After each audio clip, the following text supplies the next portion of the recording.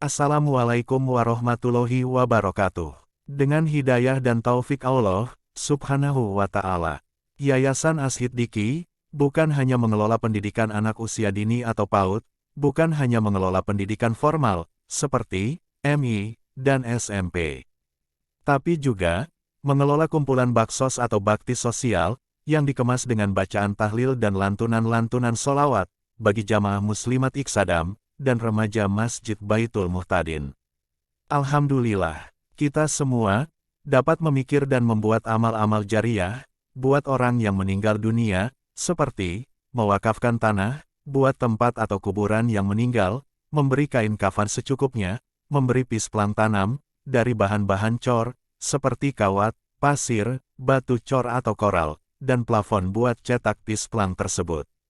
Sedangkan jamaah kumpulan solawat muslimat Iqsadam yang rutin setiap ba'da sholat Jumat, kas kumpulan tersebut untuk bagi-bagi beras seberat 25, dan diberikan setiap bulan Ramadan pada tanggal 25 ke atas. Beras tersebut diberikan pada kaum-kaum duafa atau kaum yang lemah, dari segi ekonomi. Hal tersebut, Ketua Kumpulan Solawat, membentuk panitia, untuk mengundang dan menghadirkan kaum-kaum duafa tersebut, sesuai hari, tanggal dan waktu, sesuai yang direncanakan oleh Ketua Kumpulan Solawat.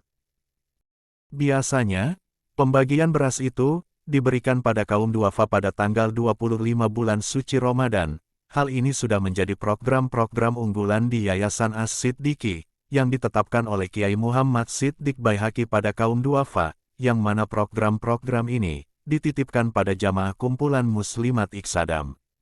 Pada waktu pendistribusian beras pertama kali itu sukses, keesokan harinya, Kiai Muhammad Shiddiq Baihaqi mendatangi Ibu Rahmani ke rumahnya, dan beliau menyampaikan pesan-pesan berharga bagi jamaah muslimat Iqsadam. Bagaimana pesan beliau pada Ibu Rahmani? 1. Kumpulan jangan sampai putus walaupun hanya tinggal 5 orang, karena kumpulan solawat muslimat Iqsadam satu-satunya jalan, untuk menampung amal-amal baik, seperti uang kas kumpulan, zakat-zakat tijarah, zakat mas, zakat harta. 2. Bacaan-bacaan tahlil dan solawat tidak boleh diganti dengan bacaan-bacaan lainnya. 3. Jika uang kas kumpulan muslimat punya saldo dan bisa ditambah dengan cara sumbangan, tetapkan peringatan maulid di setiap bulan Rabiul Awal, karena Yayasan Ash-Shiddiqi lah yang akan menjadi contoh pada jamaah-jamaah yang lainnya. Sedangkan pesan-pesan Kiai Muhammad Shiddiq Baihaqi tentang kumpulan yang ditetapkan di setiap malam minggu dan pisplang tanam, atau taloktok buat penutup mayat itu, pesan beliau jauh sebelum pulang ke rahmatullah. Pesan beliau ini, didengar dan diterima oleh jamaah masjid yang istiqomah berjamaah sholat subuh, yaitu, 1. Haji Munib, 2. Bapak Hasmi, 3. Mas Dawi Pasagito, 4. Kiai Nabhan, 5. Sapli Bapak Jari.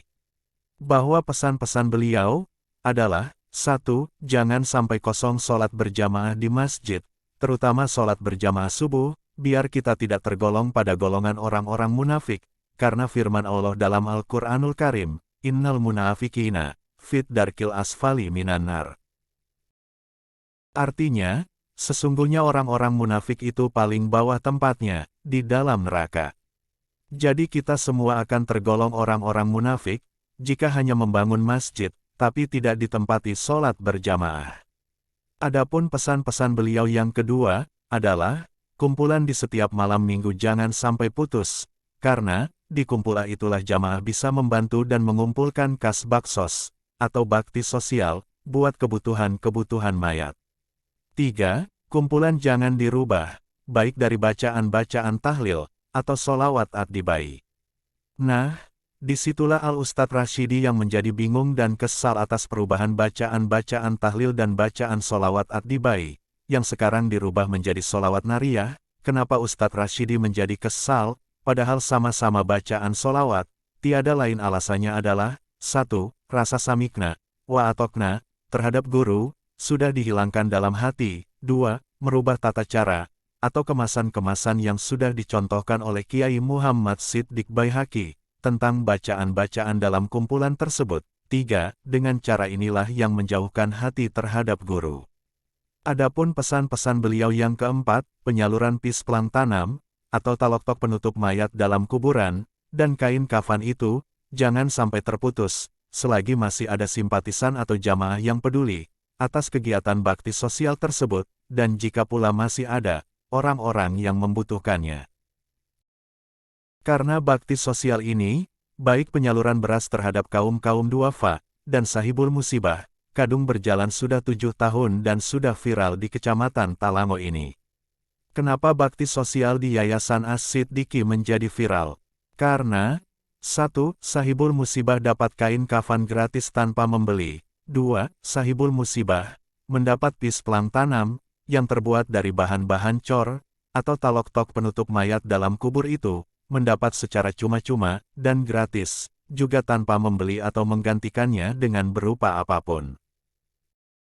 Siapa saja sih pekerja-pekerja pisplang tanam tersebut, dan dapat dari mana uang buat beli kain kafan, dan bahan-bahan pisplang cor tersebut?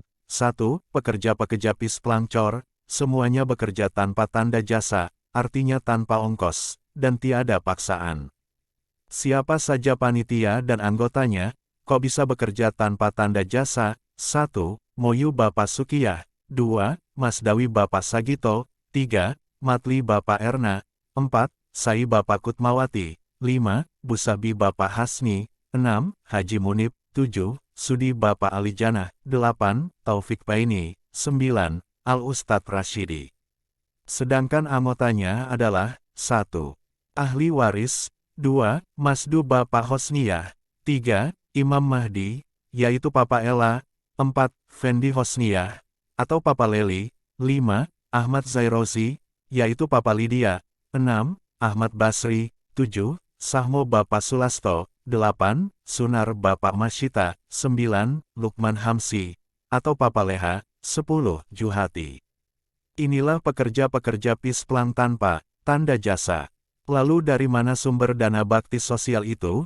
Sumber pendapatan dana bakti sosial adalah dari kumpulan tahlil dan solawat setiap malam minggu. Mari kita tingkatkan kebersatuan dan kebersamaan, berkumpul dan bekerja menuju ridho Sang Ilahi. Lagi kita semua meneruskan amalan-amalan Sang Guru, yaitu Kiai Muhammad Siddiq Baihaqi. Jangan kita hiraukan perkataan-perkataan orang yang malas untuk berkumpul di kumpulan-kumpulan bakti sosial, karena itulah orang-orang yang hanya pandai berbicara, pandai memerintah suatu pekerjaan, tapi tidak bisa memberi contoh dengan yang dibicarakan, dan hanya pandai menilai kesalahan orang lain, agar dirinya kelihatan mulus, baik, dan paling benar, bahkan perkataan dan perbuatannya hanya mencari kepentingan dan tidak bisa dipertanggungjawabkan. Alhamdulillah, semua simpatisan, semua jamaah, semua alumni, semua santri bisa memilah dan memilih mana yang hak, dan mana pula yang batil. Dan hanya orang yang angkuh, orang yang disetir hawa nafsunya lah yang tidak bisa memilah dan memilih. Dan alhamdulillah, simpatisan, alumni, santri, dan jamaah, masih taat dan takdim pada beliau walaupun, beliau sudah tidak ada lagi, sudah tidak bersamanya lagi, tapi ilmu beliaulah yang menyertai kita, dengan ilmulah yang bisa menyinari diri kita sendiri, dan dengan adanya sinar ilmu itulah, yang juga bisa menerangi orang lain, dengan ilmu pula lah yang hanya bisa mengarahkan kita pada jalan-jalan yang benar. Alhamdulillah, segala puji bagi Allah, semua panitia baksos dan simpatisan sangat kompak berkumpul dan bekerja, demi terlaksananya baksos atau bakti sosial bagi kaum-kaum yang lemah, dan pisplang tanam atau penutup mayat dalam kuburan. Hal ini menandakan bahwa jamaah, remas, alumni, hingga para santri, adalah cinta dan sayang terhadap guru, dan bisa memilih dan memilah antara hak dan batil. Hai simpatisan, dan para dermawan, bergabunglah dengan Baksos As-Siddiqi ini, hidup berbagilah kalian semua, karena rizki yang didapat akan diminta pertanggungjawabkan nanti di hadapan Allah. Dari mana Anda dapat rizki itu dan dikemanakan rizki tersebut? Sadarlah dan sadarlah, Anda mati tak akan membawa harta yang Anda dapat, hanyalah amal-amal solih. Beramallah wahai para dermawan, dan bergabunglah kalian semua dengan Baksos As-Siddiqi, karena As-Siddiqilah yang bisa mengelola bakti sosial tersebut. Pekerjaan di bakti sosial ini membutuhkan kekompakan dan kebersatuan, agar terus-menerus kita hidup berbagi, supaya tidak terputus dengan adanya bakti sosial ini, terwujud sesuai harapan kita bersama. Juga sebaliknya, jika bakti sosial ini tidak ada kekompakan dan kebersatuan, maka akan terputus. Kita membagi-bagikan pisplang tanam ini, pembagian kain kafan tidak akan terus, dan pembagian beras pun pada kaum-kaum duafa tidak akan ada lagi. Lihatlah, lihatlah, dan lihatlah, pembuatan pisplang yang lainnya terputus dan tiada lagi. Hal ini karena tidak ada kekompakan dan kebersatuan baik dalam kumpulan, apalagi di bidang pekerjaan. Wahai Tuhan yang Maha Kuasa, Engkaulah yang Maha Adil, Engkaulah yang Maha Pemberi Hidayah, Engkaulah Dat yang Maha Memberi rizki. Kami memohon padamu, ya Allah, ya Tuhan kami. Berilah kami semua kekuatan, untuk melanjutkan amalan-amalan Kiai Muhammad Siddiq Baihaqi, agar kami semua hidup, dengan hidup berbagi, bisa memikirkan orang-orang yang meninggal dunia, atau sohibul musibah. Sekian sekilas video kerja bakti pembuatan pisplang tanam, atau penutup mayat dalam kuburan, di Yayasan As-Siddiqi. Semoga bermanfaat dan bergabung di Baksos As-Siddiqi. Wahai para penonton channel Sangkolan, mohon di-subscribe ya. Jika Anda belum menyubscribe-nya, like dan share, mudah-mudahan Anda mendapat rizki yang halal dan berlimpah. Amin. Jazakumullah khairal jasa, amin ya robbal alamin. Walaf wa minkum, ihdinas sirotol mustaqim. Wassalamualaikum warahmatullahi wabarakatuh.